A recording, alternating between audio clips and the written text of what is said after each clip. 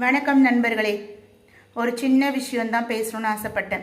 Motivation videos நிறைய போடுறோமே, நம்ம பெண்களுக்கு சில மோட்டிவேஷன் வீடியோ போடலாம் அப்படின்னு தோணுச்சு. இப்போ மோட்டிவேஷன் விஷயம் சொல்லணும்னு தோணுச்சு.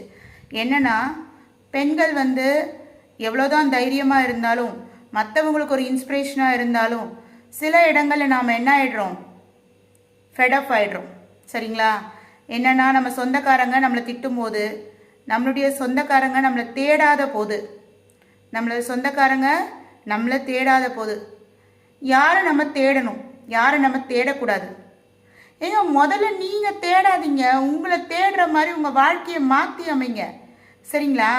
யாருமே யாரையும் கண்டிப்பாக தேட மாட்டாங்க. புரியுதுங்களா? ஏன்னா அவங்கவுங்களுக்கு வேலை இருக்குது. அவங்கவுங்க வாழ்க்கையை அவங்கவுங்க சுய முன்னேற்றத்தை தான் பார்ப்பாங்க. எனக்கு புரியுது, ஒரு விஷயம் புரியுது. நான் தாங்க என் தம்பியை சின்ன வயசுலேருந்து வளர்த்தேன், நான் தாங்க என் தங்கச்சியை சின்ன வயசுலேருந்து வளர்த்தேன். பாருங்கள், என் வீட்டுக்கார் ரொம்ப கஷ்டப்பட்டு அவர் தங்கச்சியை கல்யாணம் பண்ணி கொடுத்தாருங்க. என் ஹஸ்பண்ட் ரொம்ப கஷ்டப்பட்டு அவர் அக்காவை கல்யாணம் பண்ணி கொடுத்தாருங்க. ஏங்க, என் மாமியார் பாருங்கள், மூத்த மருமகளை மட்டும்தான் பார்க்குறாங்க, என்னை பார்க்கவே மாட்டுறாங்கங்க. சின்ன மருமகளை மட்டும்தாங்க பார்க்குறாங்க, என்னை என்னன்னு கூட கேட்க மாட்டுறாங்க. உங்களை தேடுற மாதிரி வைங்க. எப்போவுமே புன்னகையுடன் இருங்கள்.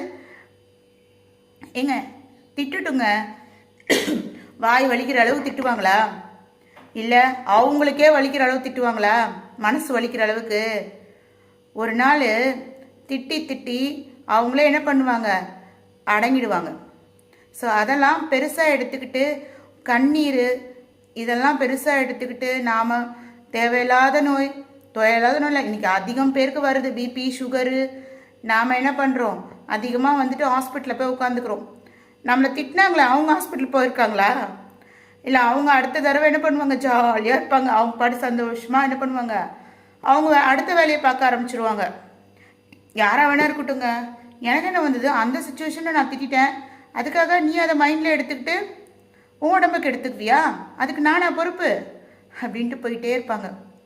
யாரையும் என்ன பண்ண மாட்டாங்க, தேற்றவும் மாட்டார்கள், தேடவும் மாட்டார்கள். புரியுதுங்களா? நீங்கள் தேட வைங்க, சந்தோஷமாக இருங்க.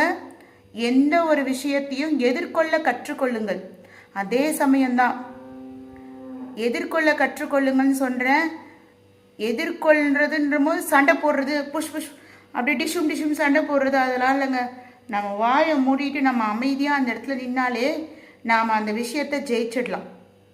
அதுக்காக எல்லா இடத்துலையும் நம்ம வாயை மூடிட்டு இருந்தோம்னா என்ன பண்ணிடுவாங்க, அவங்க சொல்கிற பொய் அங்கே உண்மையாயிடும்.